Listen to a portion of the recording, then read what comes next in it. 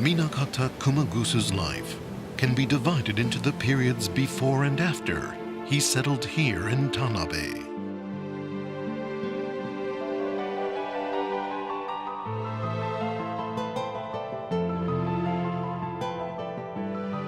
How did he make use of and expand upon his earlier studies overseas when he came to live here in Tanabe?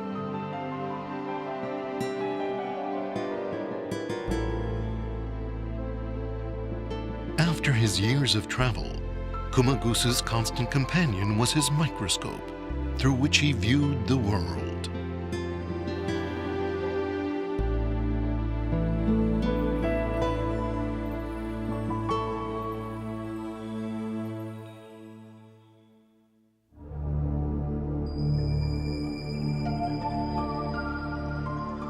In 1906, 2 years after moving to Tanabe, he married the daughter of a shrine's chief priest and had 2 children, a boy and a girl.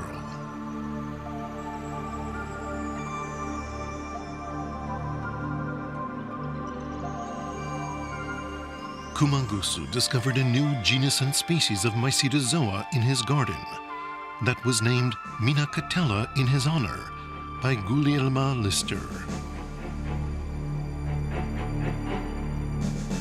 At the same time, Kumagusu was deeply troubled by the destruction of Tanabe's forests. The government's shrine merger policy stipulated that no town or village should have more than 1 shrine. The shrine forests were natural ecosystems. Cutting the trees not only destroyed those habitats, but also disrupted the customs and traditions of the communities whose lives were deeply intertwined with the shrines. Kumagusu dedicated himself to protecting the shrine forests, standing against the government.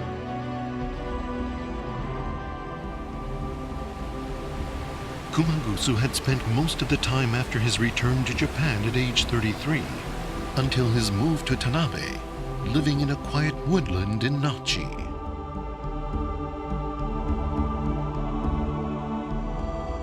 He later recalled that peaceful time.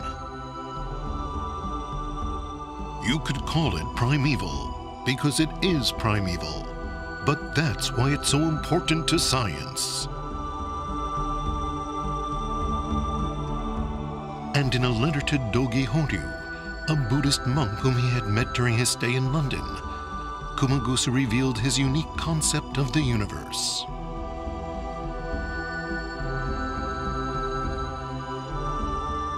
This would later come to be called the Minakata Mandalas, considered to be the heart of Kumagusu's philosophy.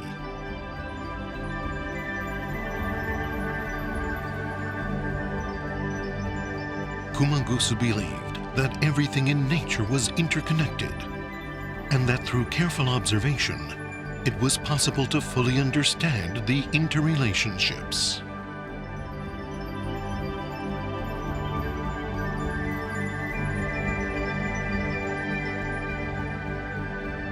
In this way, Kumagusu's experience in Nachi converged with Buddhist beliefs and natural science, coming together in the concept that the earth is a living entity. Thus, to Kumagusu, destruction of the shrine forests was a terrible shock and a violation of all that he believed.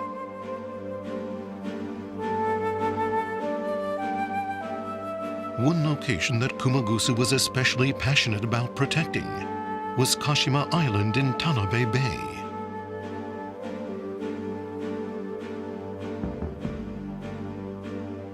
When logging operations on Kashima Island appeared imminent, Kumagusu quickly acted to get the island designated as a forest preserve.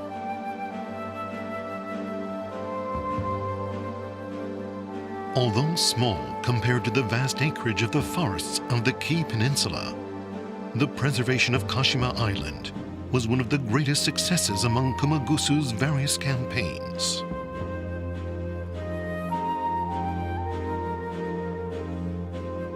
When Emperor Hirohito visited Tanabe Bay, he requested Kumagusu to lecture on Kashima Island about Tanabe Bay's biota.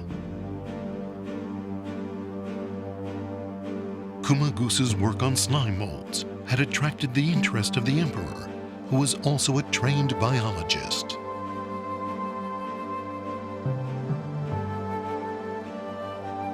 In 1935, Kashima Island was designated a national monument.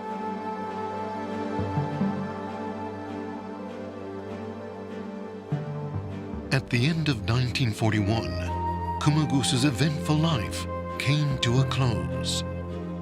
It is said that lying ill in bed, he told a family member, "Purple flowers are blooming on the ceiling. I feel happy. Don't call the doctor."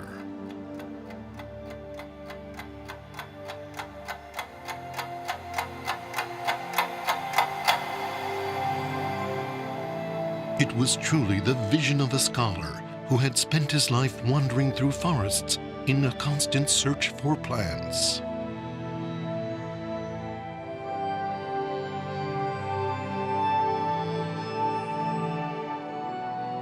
After his death, Kumagusu's heirs faithfully preserved tens of thousands of documents and other materials untouched. Of special interest are the many letters from overseas scholars and intellectuals.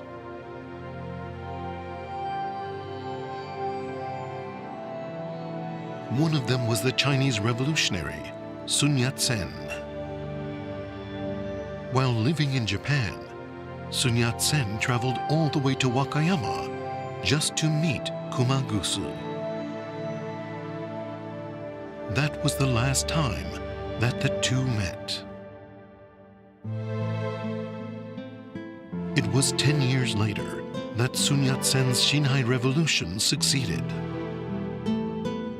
Tanabe Kii Japan was always the address written on correspondence sent to Kumagusu from around the world.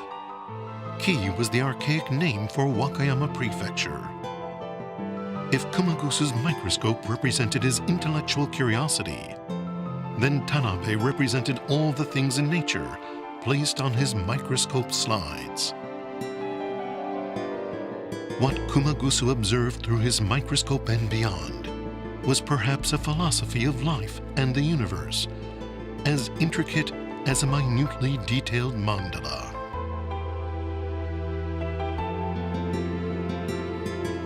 Emperor Hirohito later composed a waka poem in Kumagusu's memory.